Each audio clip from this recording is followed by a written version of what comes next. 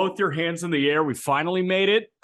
This is the week that the postseason gets going. The American League Wildcard Series gets going on Friday. We've got one more series to get through in the regular season. So shout out to all you Diamondbacks and Angels and Tigers fans, because you've got a couple more days, and then you can adopt a team for the postseason. New week, just baseball show. Jack McMullen, not Aram Leighton. He's making his way back from St. Louis. You will hear from him tomorrow on that experience, being at Albert Pujols and Yadier Molina's final regular season game at Busch Stadium. Also, Adam Wainwright taking the loss to the Pittsburgh Pirates, which was a very tough one. But I've got Ryan Finkelstein here, managing editor at Just Baseball and the host of Locked On Mets. And there are a couple of ways that Ryan can view this invitation to the Just Baseball show. He can either view it as a great content creator move on my end, immediately grabbing him after the Mets get swept by Atlanta, or he can view it as a really shitty friend move, grabbing him as soon as the Mets get swept by Atlanta. Which one is it? Probably a little bit of both, right? I'm a company man myself, so I'm happy to do it. Happy to come on and, be the face for Mets anguish everywhere. That was a brutal weekend. And I got to tell you, I think I just had the greatest case of COVID of all time. Had minimal symptoms, tested positive before I tried to brave a drive from South Florida to Atlanta, which, I mean, the Hurricanes went through our state, so who knows what that would have even looked like. Yeah. And I avoided, though, going to all three games this weekend and having to experience it live. I am thrilled I got COVID, which I think is a sentence that not many people have uttered. Dude, I didn't even know you had COVID. That's crazy. That was wow. So COVID was a blessing in disguise for you, huh? It was. I got like about $500 back on the thousands of dollars I spent on tickets for the weekend. Yeah. And I didn't spend money on gas. I didn't go there and have to watch the tomahawk chop for 3 nights. As I just am that fan that they would have put on the TV, just like with my head in my hands. Yeah. It was a great weekend and compared to what it could have been for me. Right. So I think it's called surrender cobra. That's a big thing in college football. Like when a fan has both their hands on the back of their head, their elbows are flared out. It's called surrender cobra because that kind of looks like a cobra head.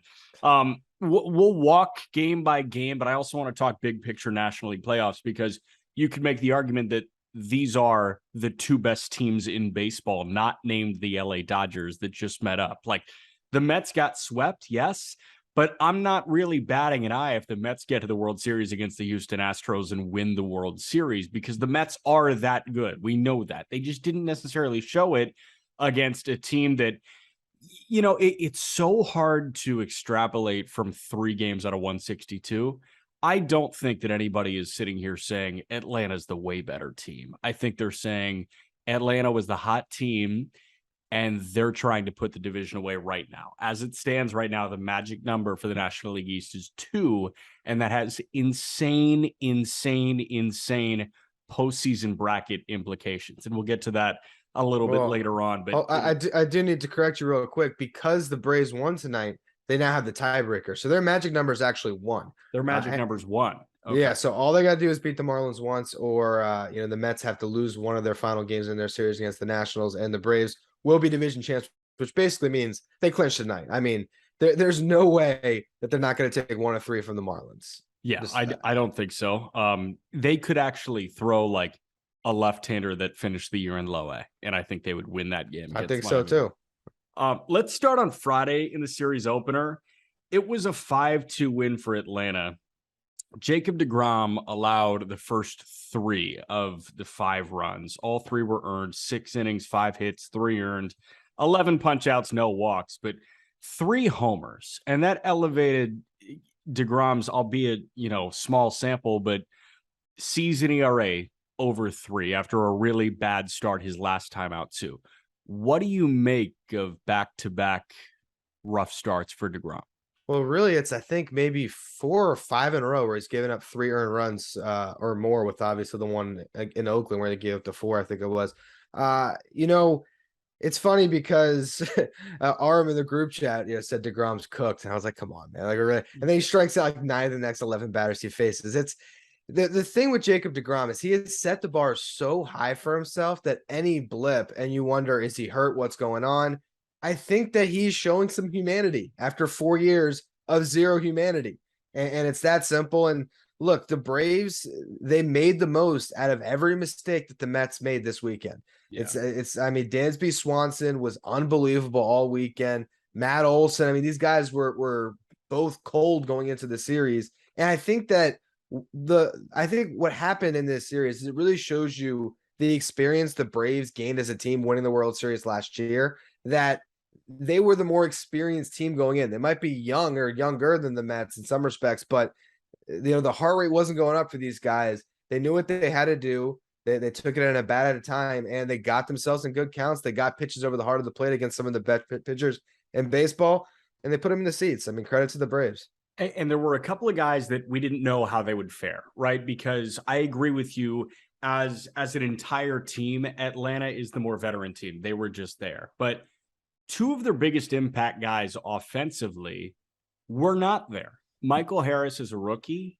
Matt Olson is the new big signing after the trade from Oakland. And Matt Olson played some meaningful baseball with Oakland over the last couple of years, but nothing like what Atlanta is getting themselves into again. And you mentioned Swanson and Olson. They entered pretty cold. Austin Riley entered pretty cold too. Riley, Olson, Swanson all homered off Jacob deGrom. Olson and Swanson each game of that 3-game set. What did you see from a Matt Olson, who is obviously trying to take that big time step right ahead of the postseason? I mean, look, as much as he struggled throughout the year, you still look up at the home runs and the RBIs. He's still been producing. He's just not quite hitting for the high average that he has in the past. But I mean, Matt Olson's still a guy that he puts his good swing on the baseball, it's going to go out. And again, he got some pitches to hit. He got himself in good counts. He had a lot of good takes on close pitches, getting himself into those advantageous counts. And he made the most of all of them. So it was, I mean, really top to bottom, there was just great at bats by these Braves guys. And part of it also, I mean, if you look at these two teams, right, what you would say the Mets had the edge in is starting pitching. And none of those three guys gave their best efforts. All of them looked off. None of them had, I mean, deGrom did have the put away stuff, but for Scherzer and Bassett, the last two nights, they just couldn't put anybody away.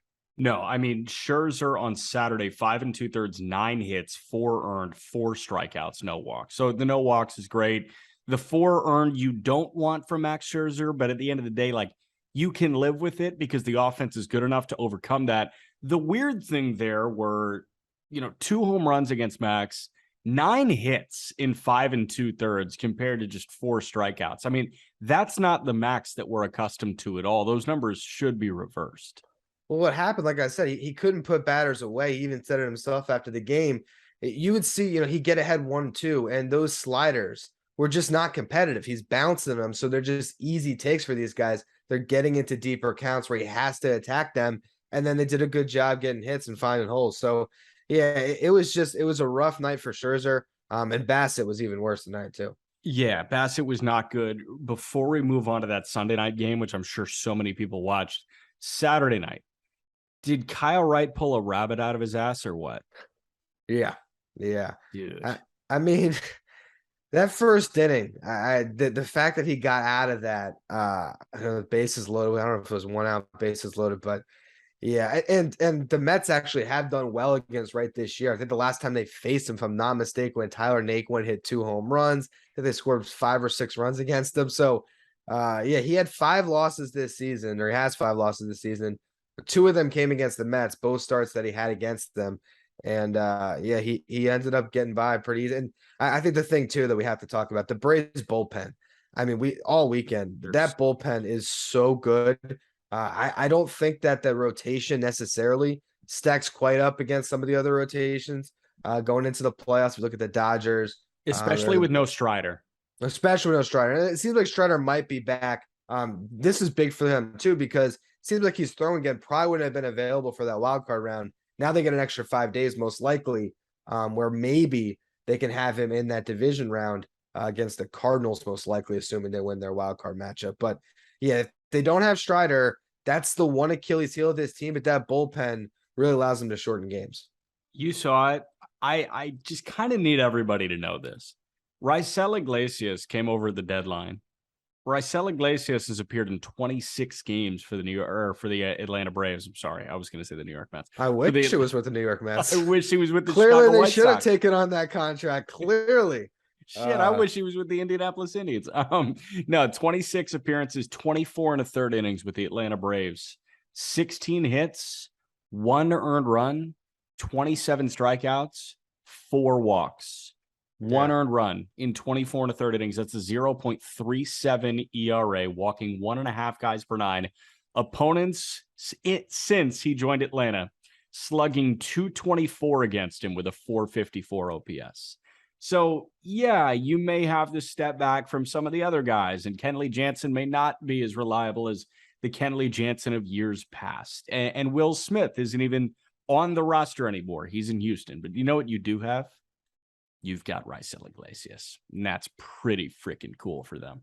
It is. And I'm actually just wondering now, not only the change of scenery, but I also wonder about the change of roles. If you're a closer on a bad team like the Angels, was he getting inconsistent work? Maybe is that what could explain some of the bad numbers out there, where now he's on a good team protecting leads almost every night.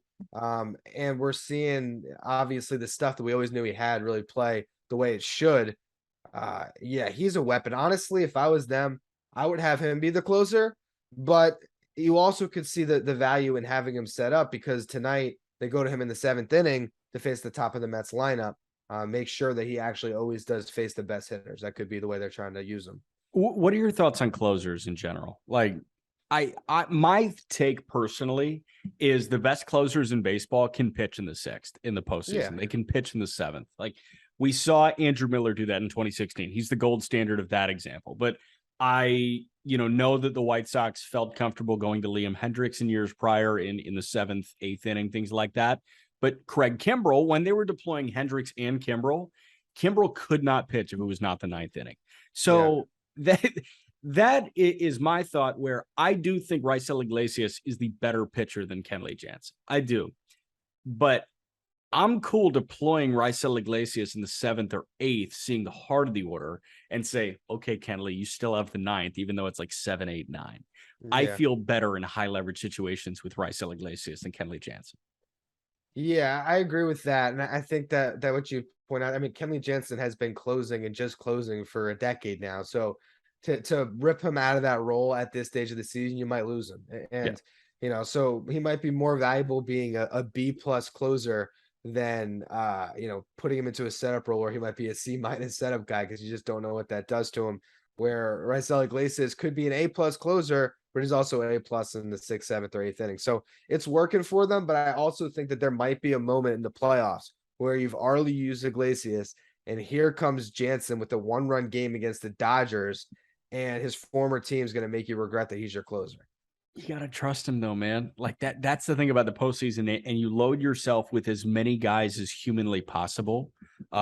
So you trust, these types of guys. Like the whole thing, Peter said on this show last week, he doesn't think depth matters as much in the postseason.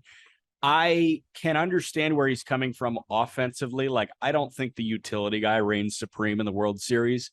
What I do think matters is I think you need 4 or 5 guys in that bullpen that you can go to at any point.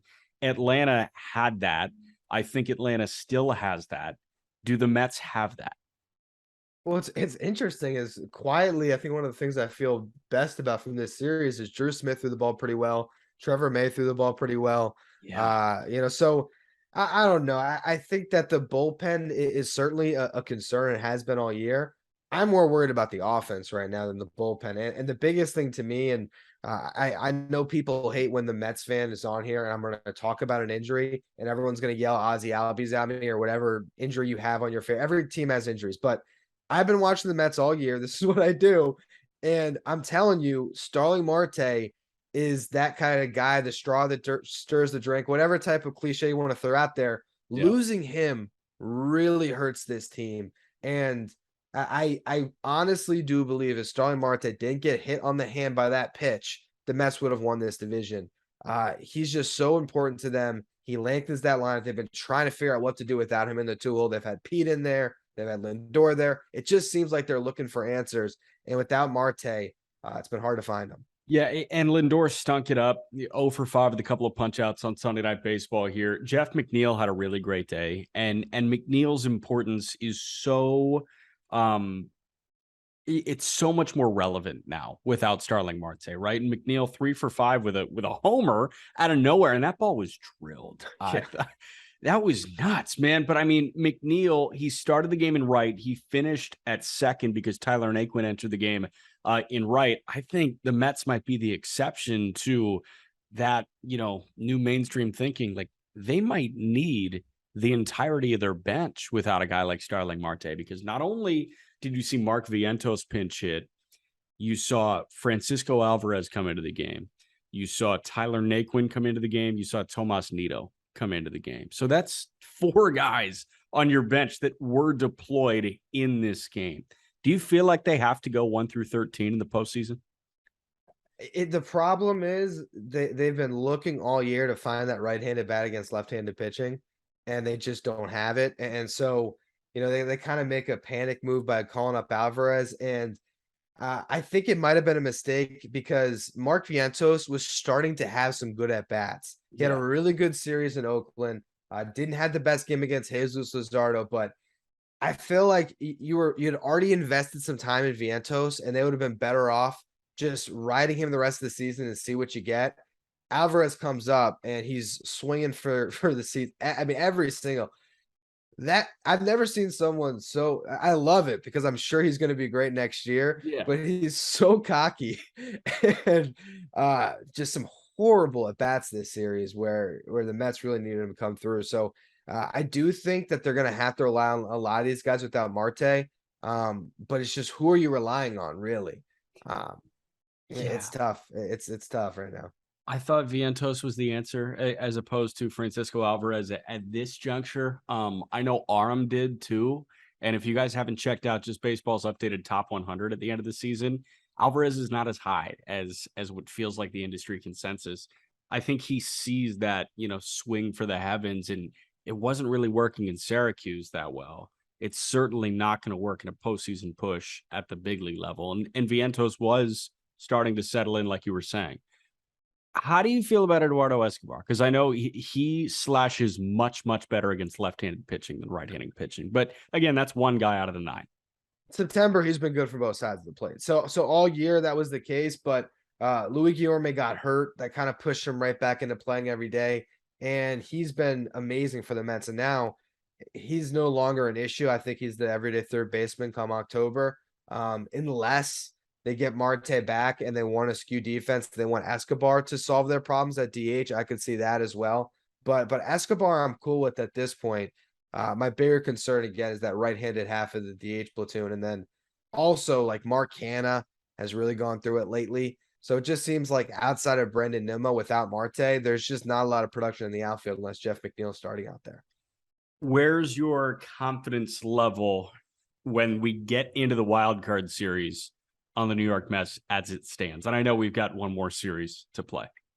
Yeah, I mean, look, at this point, like I said, you could pretty much just look at the National League standings right now, and that's going to be your playoff matchup. So Dodgers obviously got the bye. Braves will clinch the East. They'll have the bye. Cardinals will face the Phillies. Mets are going to face the Padres. That's where we're at. I mean, it's a magic number of 1 for the Braves and the Phillies, and then everything's pretty much set in stone. Yeah. So that's where we are. Mets versus Padres. I think that the fact that the Mets have this series at home, I feel pretty good. The fact that they're going to be able to now rest all of their guys in this last series. And the only guy that I think might be playing out this final series is Jeff McNeil chasing a batting title. If they care about that, I don't know. Yeah. But I think they're going to set themselves up to rest up and know that this weekend series against the Padres is everything for them. They've done a great job all year winning series. I have confidence they can do that. But I would have had a lot more confidence saying, hey, it's Jacob deGrom, Max Scherzer in a big series. If I didn't just watch Jacob deGrom and Max Scherzer in a big series not come through, it makes me a little more cautious in saying, yeah, the Mets are totally going to roll through this wild card round. 100%. And you have to feel decent knowing that 2 of the at least 3 that San Diego are going to put out are right-handed arms. I mean, the only lefty that the Mets would be seeing is Blake Snell, because they're going to see Joe Musgrove. They're going to see Yu Darvish. And those are guys not only from the right side, but that have been inconsistent, I want to say. And I know Darvish is riding this great stretch of like going 6+ innings, but again, Darvish is a box of chocolates. You never know what you're going to get. So we shall see what happens with the Mets and the Padres. But I do want to walk through the postseason picture before we let you go record Locked On Mets. Again, we're talking to Ryan Finkelstein, the managing editor at Just Baseball. I'm going to save my picks for pre-wild card, but I do kind of want to do a guided walkthrough. And let's start in the National League. Let's start with that. Mets, Padres. It's a best of 3. You got the Mets, and how many? I would hope Mets in 2. As a Mets fan, I think the fact that you have DeGrom and Scherzer, I still hold that hope that they're going to be the guys they've been throughout their careers, and playing some home playoff games, maybe that lineup can come through a bit here. If you can have those 2 games where you're mostly seeing DeGrom, Scherzer, and Edwin Diaz, that's the strength of this ball club, and I think they can get it done. Dude. It's I mean, that's a cheat code, it feels like. But again, DeGrom and Scherzer didn't look like DeGrom and Scherzer this weekend. But when you say if the Mets really only have to deploy DeGrom for 8 and Edwin Diaz for 1, or Scherzer for 8, Edwin Diaz for 1, it feels like game over. Cards, Phillies. The Cardinals are the 3 seed right now. They're the with the 3rd division winner. They would be taking on the Phillies, who occupy that final wild card spot. Where do you see this one going? I think that you look at the Cardinals, and this is where I like the home field, because look at the Cardinals home and road this year. They're 39-39 on the road. They're 53-28 at home. Feels like they're going to be able to handle business at home and beat the Phillies. But the Phillies are a sneaky team in a wild card series. I'll give them that. I mean, they got a lot of pop in that lineup, and they got some good pitchers they can throw out there. So they're sneaky. Remember, it just takes 2 to win this series, and you've got Wheeler and Nola going right off the top. So yeah, it's dangerous. But they had this weird thing this year where they've been bad when Wheeler and Nola are on the mound. It's like the weirdest. I don't have the exact record in front of me, but I think they might have a losing record with those 2 starters on pitching, which makes no sense. But means Bailey Falter gets the ball game 3. I think so. Has to. Bet game 1. Bailey Falter, Ranger Suarez. Why not? Kyle Gibson, maybe game 3 if it gets to that point. But then you get a couple lefties for Pujols. I don't know if you want to do that. Oh, true. You make a nice point. We've got Mets, Dodgers in the 1-4 in the NLDS. Again, those are best of 5. Mets and Dodgers, what happens here? How many games? It's funny. Ken Rosenthal said something. I think it was I guess it was the 2nd game of the series. And I was like, dude, that's ridiculous. And now I'm clinging on to it.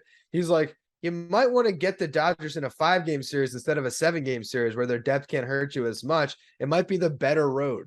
I was like, that's ridiculous. Now that's the road that's in front of me, I'm like, yeah, it's the better road. I don't know. Look, the Dodgers are an incredible baseball team. If the Mets were able to pull that one off, I would be pretty impressed with them. I think that the Dodgers would win that, but I think the Mets can make it a long series. 5? I think 5, yeah. Dodgers in 5? Okay. Yeah. I might actually disagree with you, but I still have a couple days to think about it. So I'm currently riding the upper hand, I think, on that front. You've got what you said, Cards get the win over Philly. If it'd be Braves, Cards, yeah. Yeah, Braves, Cards in the 2-3, best of 5. What happens?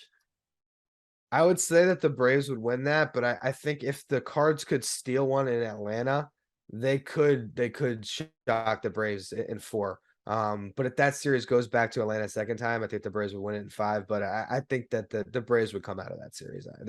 From what we saw this weekend, that it might be the best team in baseball, the Braves. I mean, they're just that good. Dude, they're so good. My worry here is once they get past the 1-2, especially with no Strider. And I think that Strider would be back for a National League Championship Series against the Dodgers. Who knows how many innings he'll be able to go off that oblique issue. Assuming Strider is limited, you're looking at Fried, Kyle Wright, some form of Strider, and then you jump to Charlie Morton, who the Mets walloped in the early goings today, 9 hits and 4 1/3, and who has been walloped so far this year. And then you got to piece together a 5 if you do get there. I don't think they'll get there, but you've got Dodgers, Braves in the 1-2. What happens in the NLCS? I think that the Dodgers would probably win that. But look, I mean, we're picking ahead right now. That it's so far away, and honestly, I mean, those two teams are so good. Like nothing would surprise me. The only thing that would surprise me at this point is if it's not the Dodgers, the Mets, or the Braves representing the National League in the World Series. Like if the Cardinals Got it. go on a run, I would be stunned. That's the only thing that could surprise me. But any of those three teams, I could see making a run to the World Series. Yeah, but also Albert and Yachty's last year, would it actually surprise you? Magic carpet ride. Now you never know. Yeah, I mean, I would be sitting here saying like, of course, this shit happens for Yeah. Albert and Yachty, but whatever. So you've got the Dodgers coming out of it 6. Yeah, yeah. Well, I don't know because that would be yeah, we'll go 6. We'll go 6. We'll go 6. All right, rapid fire American League. In the 4-5 as it stands right now, it's Toronto and Seattle. Who wins that? Why? Man, it's tough because is it weird to say that I guess probably the Astros, but like I like those two rotations over a lot of the playoff rotations in baseball. Like those rotations are so good. But when you got Manoah, Gosman in Toronto, I think it's probably the Blue Jays. Damn. Okay. Yeah. You start to think about rotational depth, and like you really only have to do that in the ALDS. You don't really have to think Yeah. about that in a 3-game set. Manoa Yeah, Gosman up front is much that's the better thing. than whatever they'd run out. Yeah. Yeah, because I mean, like I love George Kirby and Luis Castillo and Robbie Ray and Gilbert. I mean, that's a great 1 through 4, but it's a 3-game series. Yeah, you got to get out of it first. Yeah. Cleveland and Tampa. How do we Hmm. feel? I feel like Tampa upsets them. Oh. I don't want it to happen. I don't want it Break to my happen. heart.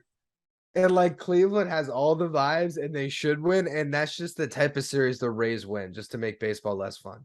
Dude, I don't understand. Like, I don't know. I've been a White Sox fan for a long time now.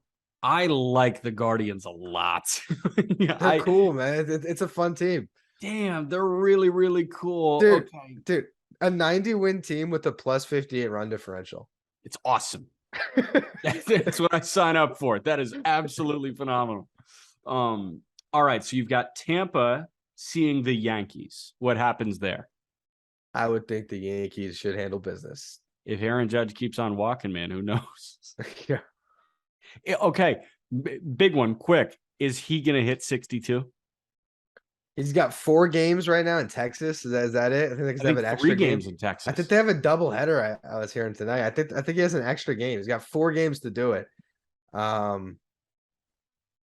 got 1 on Monday. He's got 2 on Tuesday, 1 on Wednesday. He's got 4 games to do it.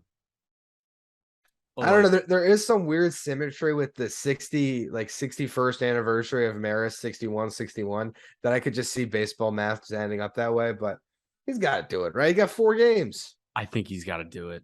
I think he has to. I think John Gray is just going to leave him like a center cut cement mixer. He might send it to the stratosphere. Man, shout out to the people going to Globe Life this week. Okay, so you got the Yankees beating Tampa. How about Houston and Toronto? What happens there?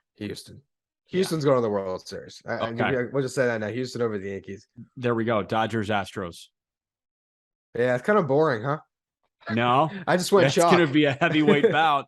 It's Tyson and Evander Holyfield. I'm just saying boring picks, but yeah, that is the way it should unfold, right? If the best teams make it. So, man, who wins the World Series? Ryan Finkelstein. I mean, look, the Dodgers are so freaking good. I mean, it's hard to pick against the Dodgers. There's something about it. It still gets me every time that we have all these teams that, homegrown stars all over the place, and that they have Mookie Betts, Freddie Freeman, and Trey Turner that they've acquired. It's unfair. I think that the Dodgers are going to win the World Series this year. Man, you're so lame going chalk. I am. So lame. Their run differentials plus 333, and like since June they've been winning at like 800 clip. It's hard to pick against the Dodgers right now. I'm sorry, dude. Fink wearing his LFGM t-shirt and his Mets flag. He's about to go record Locked On Mets late night. But thank you so much for joining us on the Just Baseball Show to to recap a shitty weekend of Mets baseball, and we're hoping that it's going to be a lot less shitty this week, and Gonna be hopefully into hitting the this weekend. tonight. Hitting this the rest of this bottle here. I love it. Good for our YouTube people. Thank you, Fink. Yep. All right, stay with us tomorrow. I do believe it'll be Arm and Peter. Arm to talk about his experience at Busch for Waino and Yachty, or not Waino, Albert and Yachty's final game, Waino's final home start of 2022. It's going to be good. We're inching closer and closer. Probably talk Pursuit of 62. We'll see what they want to do. Every link you need is in the episode description. And we'll talk to you guys tomorrow.